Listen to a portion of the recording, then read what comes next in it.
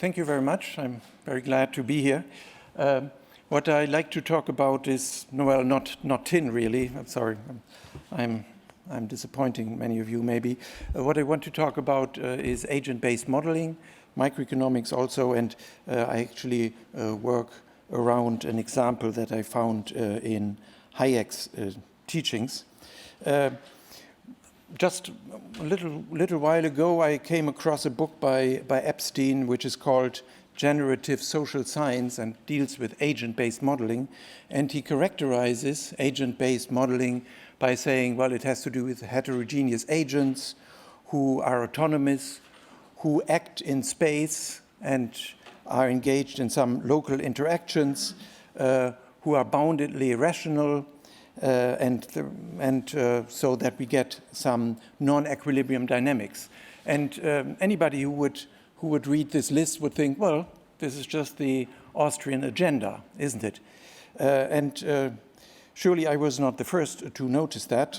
There is Böttger and a co-author. He says, agent-based modeling is one way, perhaps the best contemporary way, to pursue the methodological individualistic approach to capture complex phenomena. So I want to take that as a starting point to deal with some quotation from Hayek that I also like to tell my students. So when I talk about the Walras model or general equilibrium theory, of course I talk about the first welfare theorem, that everything is fine in general equilibrium theory, in particular that the results, the outcomes are Pareto efficient, but I always had the feeling that maybe what Hayek wrote is also very relevant and maybe even more relevant. And in this little quotation from Hayek, you see how he thought about that. Well, basically he said prices have a signaling quality to them, and he said, and that is the concrete example, imagine you have tin mines and you have producers that use tin as an input, and then you have consumers, and then one of the tin mines dries up, or maybe a second alternative use for tin in consumption is found or in production. And to the consumers or producers, it doesn't matter which of these reasons, the tin mine being depleted or other uses for tin, it doesn't matter which of these reasons have made tin more scarce. All that is relevant is that consumers and producers begin to economize on skin. And how do they do that? Well, the prices tell them. I mean, that's the basic message by von Hayek. So I want to take just this little quotation by Hayek and produce, on the one hand, a microeconomic model that captures that, and on the other hand, an agent-based model, which is arguably the methodology that Austrians might want to apply. Though when I look at the papers at this conference, I seem to be the only one who talks about agent-based modeling, so maybe I'm just wrong. So let me just start with the microeconomic model. I have three groups of people, according to the quotation from Hayek. I have the tin extractors, I have producers, and I have consumers. And the extractors decide on the quantity of tin to be extracted, and they have a convex extraction cost. Convex extraction cost means that the more you extract, the higher the average cost of extraction.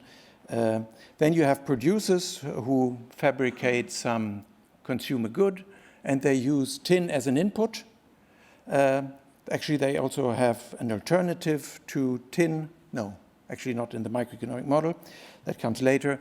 And so they have tin as an input, and they have a second input, and they have some Leontief production function with tin as an input and the second input. And then there are consumers, and they use Cobb-Douglas utility. They have Cobb-Douglas utility preferences, but don't worry about that. And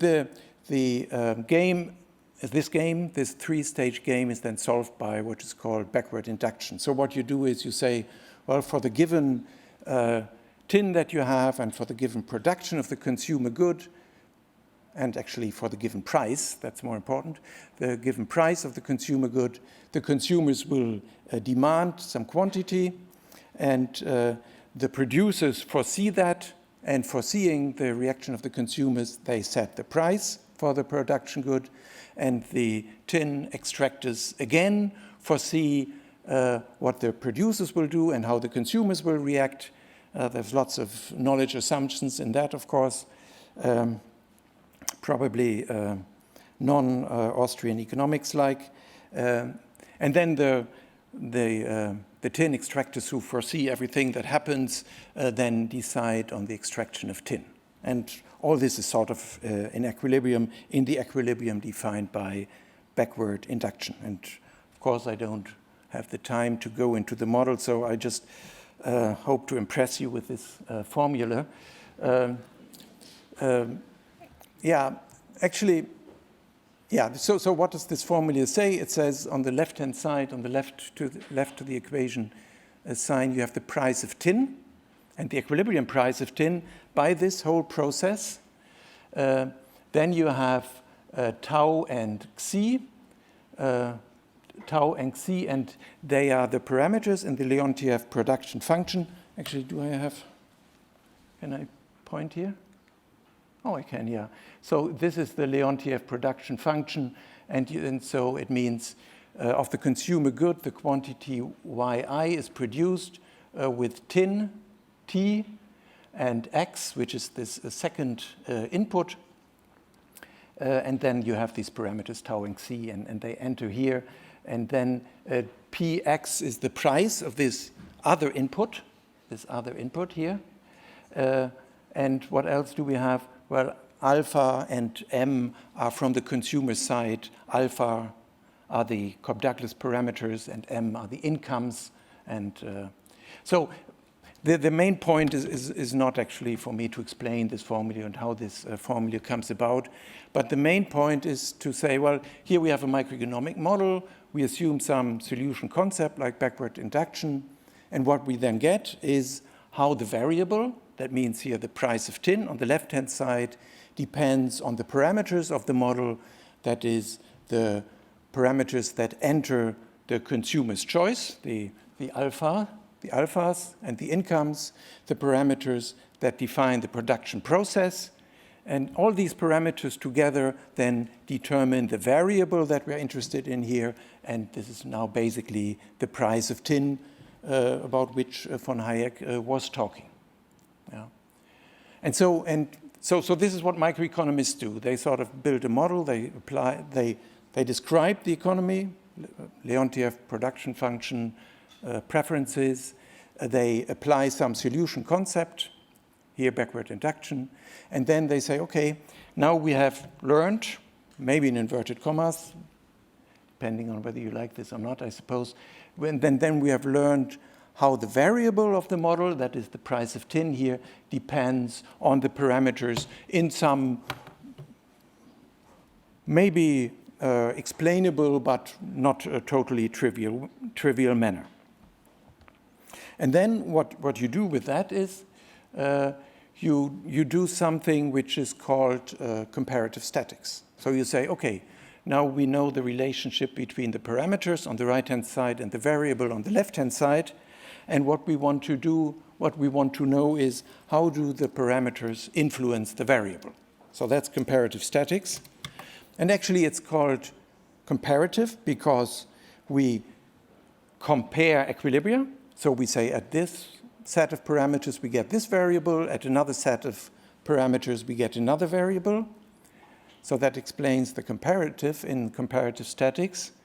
And the statics is because we're very often kind of tricked in a classroom to say, well, let's assume the price of the other good increases, Px goes up, what happens to the price of tin? But you see, this is not really answered because in the manner that the agents react to this parameter change is not really depicted in time. You just switch from one equilibrium to another equilibrium. You jump from one equilibrium to a second equilibrium. And that's why it's called static. So you compare two equilibria. Okay, so that was, and I could, I should at least talk about, kind of make the connection to Hayek now. Hayek said, let's assume a new opportunity. No, let's take the second one. He said, let's assume that one of the sources of supply of tin has been eliminated. You see the quotes, that's the quotation from Hayek. What would that mean? Well, it would mean that it gets infinitely expensive to extract from this depleted mine, and this would show up in the parameters, let's say of one of the mines, and that is this parameter gamma, which enters the cost function for a miner, for a tin miner.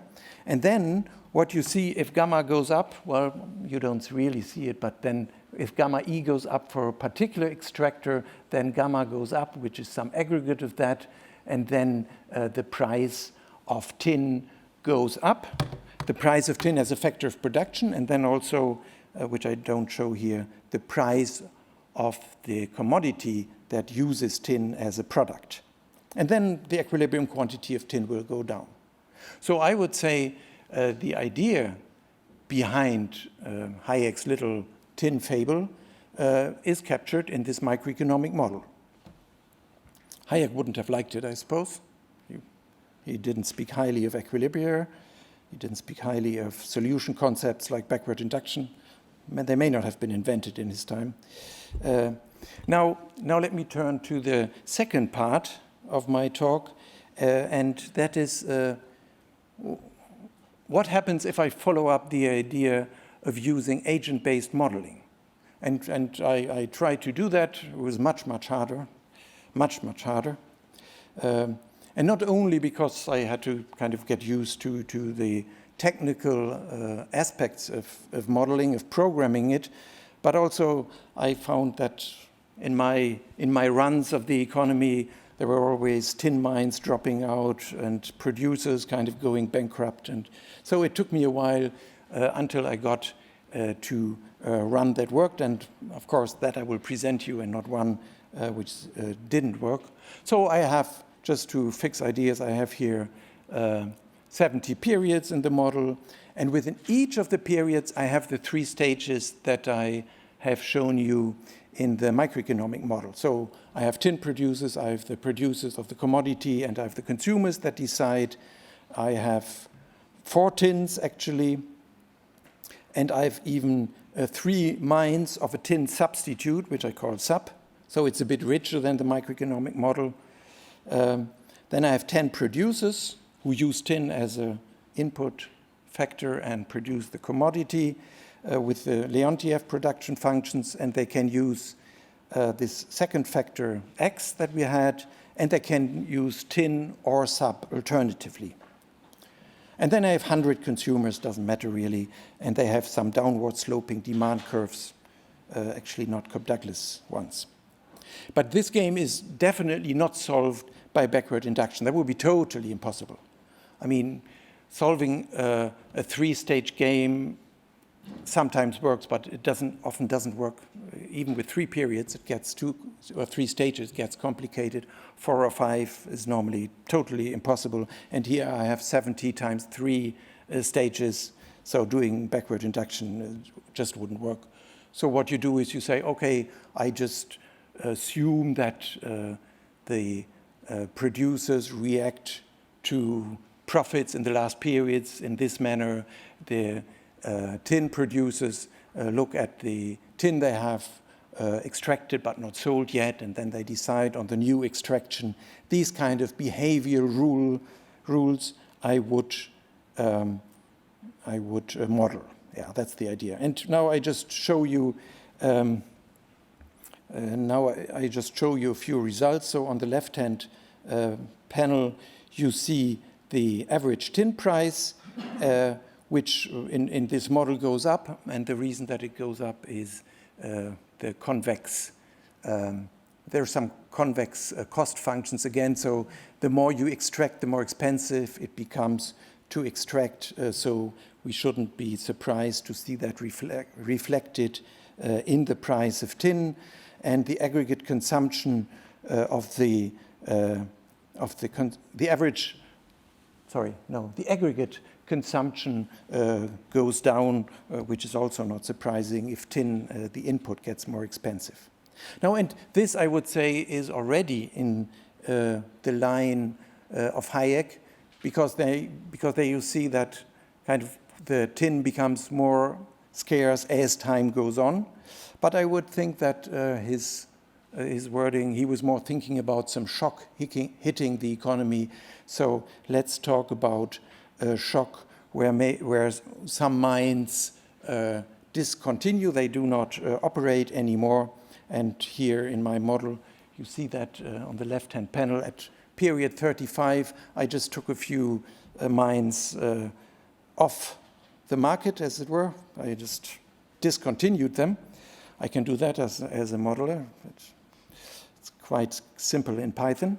And what you see is that although there is this discontinuity, the overall, what do you have? The overall extraction kind of picks up after a while, and even the tin price shock is very minor, and it doesn't hold on for a long time. Yeah, so that's the sort of comparative analysis that you can do. And you might think, well, now here we have the analog of comparative statics, but we have even something better, I think. Here we do not have comparative statics, but we have comparative dynamics. Because following this shock of mines being discontinued, you see how the economy in time adapts to the new reality, which it doesn't in the microeconomic model. Now, I want to offer some reflections. One is that we should not see microeconomics and agent. Do I have another two or 3 minutes? I don't think that microeconomics and agent-based modeling shouldn't be. I think they should not be seen as sort of a conflict, because you need microeconomics to do agent-based modeling. I mean, for example, I modeled markup pricing, and the idea of markup pricing comes from microeconomics, of course. And you have the idea of comparative statics in microeconomics, but you have comparative dynamics in agent-based modeling. But of course, in agent-based modeling, you cannot use solution concepts like an inverse aggregate demand curve, Nash equilibria, or something like that. I would also like to stress that both the microeconomic model and the agent-based model underlie Hayek's tin fable. It would be interesting to know what he would say about that. And then there is the idea, now maybe I will not talk about that. I would like to finish by talking briefly about a paper by Böttger and O'Donnell.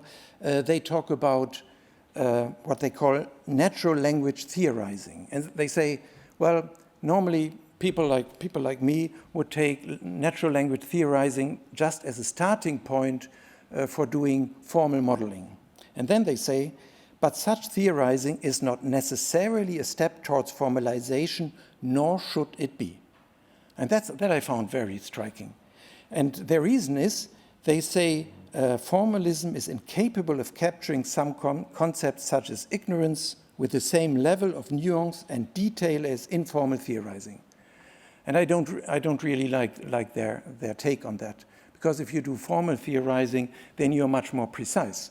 Of course, if you just talk about things, then your talk is open to many interpretations, and you may refer to this or that. It is not really clear, and you can talk about what Hayek or Mises really meant for centuries. And the other point is, yes, there are some issues like Knightian uncertainty that cannot be captured in a microeconomic model, probably never will. But if all that Austrians can say about 19 uncertainty is that it exists without offering any further conclusions, then that does not really bring us that far. Thank you very much for your patience.